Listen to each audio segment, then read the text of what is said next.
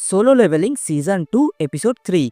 तो एपिसोड के शुरुआत में हम यो जिन्हो को देखते हैं जो कि जिन्बू के शैडो आर्मी को मैजिक बीस्ट के साथ लड़ाई करते देख एकदम शॉक हो जाता है। जिन्बू उसे बताता है कि ये उसका एक तरह का एबिलिटी है। जो सुन यो उससे पूछता है कि क्या किसी एबिलिटी की मदद से ये करना पॉसिबल भी है, जिस पर जिन्बू उसे बताता है कि ये तुम्हें समझाना थोड़ा मुश्किल है लेकिन मेरे लिए ये करना आसान है। अब सभी मैजिक बीस्ट को हराने के बाद जिन्बू उन सभी को माना क्रिस्टल निकालने के लिए ऑर्डर देता है। जोदेगियो उससे कहता है कि बॉस कम से कम ये माना क्रिस्टल तो मुझे कलेक्ट करने दो। तभी एक शैडो सोल्जर आकर रियो को कुछ माना क्रिस्टल दे देता है। जोदेगियो उस सोल्जर को थैंक्स कहता है।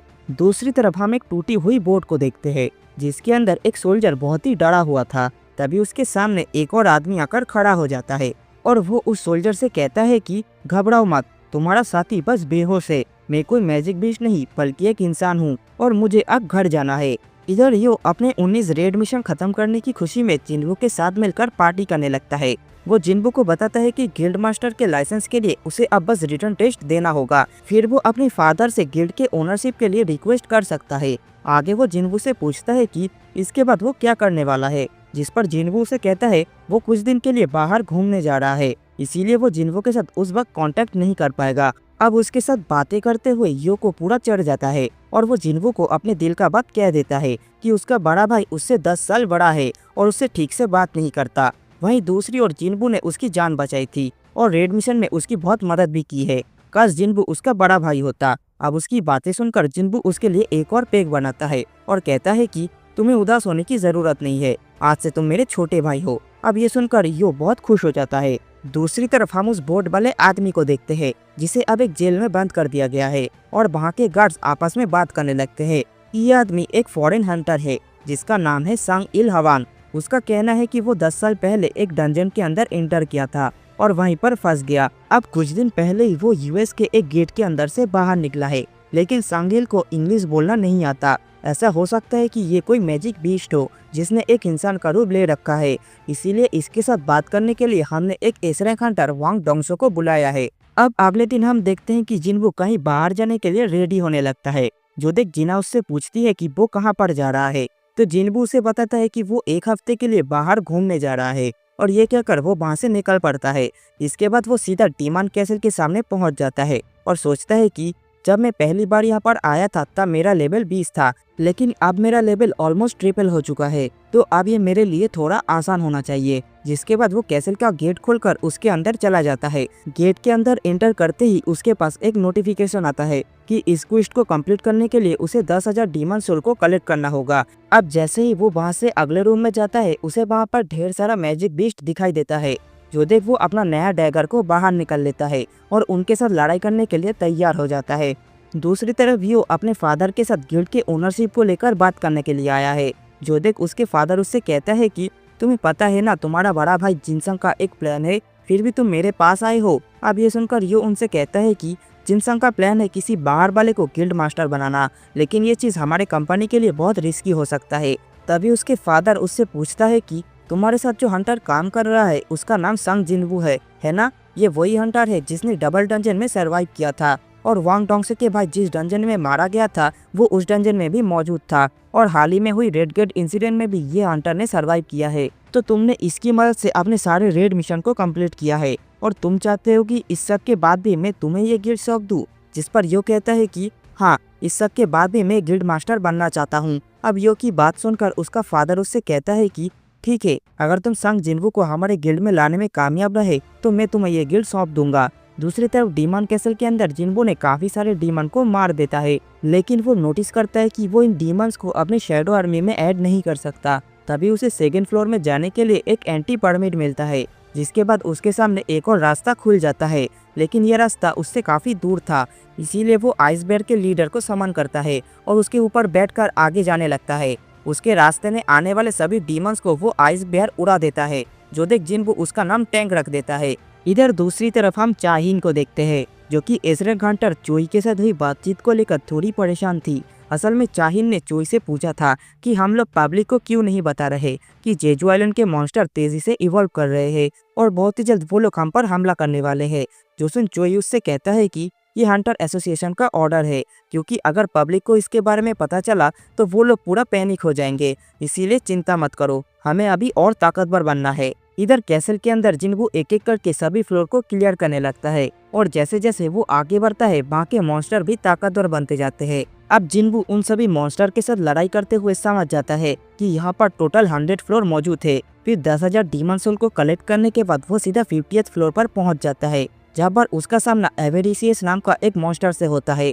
जिन्बू उसका डीमन आर्मी के साथ लड़ाई करने के लिए अपने शैडो आर्मी को भी समन कर लेता है। दूसरी तरफ सांगमिन और हीजिन जिन्बू के घर उसे व्हाइट टाइगर गिल्ड के लिए अप्रोच करने आते हैं, लेकिन जिन्बू को वहाँ ना देख हीजिन को लगता है कि उनका टाइम वेस्ट हो गया। तो सांगमिन उसे बताता है कि जिन्बू शहर से बाहर नहीं गया है, क्योंकि उसका लास्ट लोकेशन शहर के बीच में दिखा रहा है। अब सांगमिन की बात सुनकर हीजिन हैरान हो जाती है।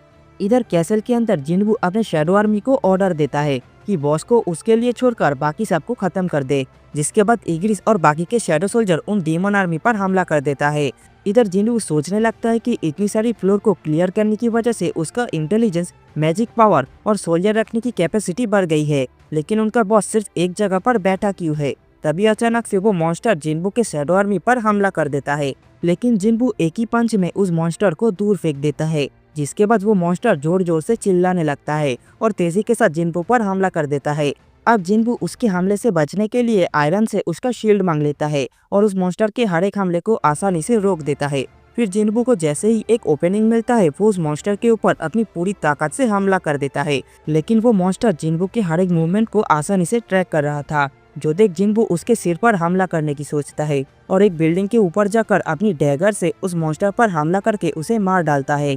दूसरी तरफ डोंगसो सांगरिल से कहता है कि मुझे तो अब भी यकीन नहीं हो रहा कि एक मैजिक बिस्ट इंसानी रूप ले सकता है, जो देख सांगरिल उससे कहता है कि मैंने पहले भी कहा है कि मैं कोई मॉन्स्टर नहीं हूँ, अगर तुम्हें यकीन नहीं होता तो मेरा डीएनए टेस्ट करा लो। अब ये सुनकर डोंगसो सांगरिल का प्रोफाइल चेक करने लगता है। तभी सांगरिल उससे पूछता है कि तुम लोगों को डंजन और मैजिक बिस्ट के बारे में कितना पता है। ये डंजन और मैजिक बिस्ट एक बहुत बड़ी चेतावनी है आगे आने वाले खतरे की। अब उसकी बातें सुनकर डोंगसो को कुछ समझ नहीं आता, तो सांगिल उसे बताता है कि मैं आगे आने वाले इसी खतरे को रोकना चाहता हूँ, जिस पर डोंगसो कहता है तुम अपनी ये बकवास बंद करो, तुम्हें पता भी है कि इस दुनिया में कितनी सारी हंटर्स मौजूद है, अगर कोई भी बड़ी मुसीबत आई तो हम उन सभी को इकट्ठा कर लेंगे। जो सुन सांगिल कहता है तुम सब एक साथ मिलकर भी उस तबाही को नहीं रोक सकते, उसके सामने जो भी आएगा वो मारा जाएगा, हालांकि तुम्हारे अंदर भी थोड़ी ताकत मौजूद है। जो सुन डोंगसो उस पर भड़क जाता है और कहता है कि वैसे देखा जाए तो तुम जैसे एक मैजिक बीस्ट का भी एक इंसानी नाम है और तुम्हारा एक बीवी और 2 बच्चे भी है, तुम्हें अपने बच्चों का नाम याद है? जिस पर सांगिल बताता है कि उसके बेटे का नाम सांग जिन्बू है। जो सुन डोंगसो खुश हो जाता है और कहता है कि अच्छा तो तुम जिन्बू के फादर हो, तुम्हारी जानकारी के लिए बता दूं कि तुम्हारा बेटा अब मर चुका है, तो अगर तुम्हें अपने बेटे से कुछ कहना है तो तुम ऊपर जाकर उससे कह सकते हो। अब डोंगसो की बातें सुनकर सांगदिल बहुत गुस्सा हो जाता है।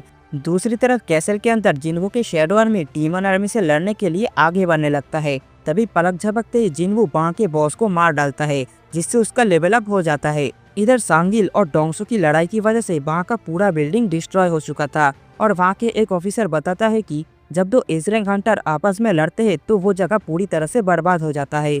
अच्छा हुआ उस बिल्डिंग में कोई मौजूद नहीं था, क्योंकि सांगिल ने पलक झपकते ही डोंगसो को हरा दिया। तभी दूसरी तरफ हम जिन्बू को देखते हैं, जिसका खाना अब पूरी तरह से खत्म हो चुका है और आज तक उसने 75 फ्लोर को क्लियर कर चुका है। उसे अभी भी 25 फ्लोर को क्लियर करना है, लेकिन उसके पास अभी इतना टाइम नहीं बचा है, इसीलिए वो बाकी के फ्लोर्स को बाद में क्लियर करेगा। वो बताता है कि 50th फ्लोर को क्लियर करने पर उसे एक ईयररिंग मिला था और इस फ्लोर को क्लियर करने पर उसे एक नेकलेस मिला है। ये दोनों ही उसके पावर को और ज्यादा बढ़ा देता है।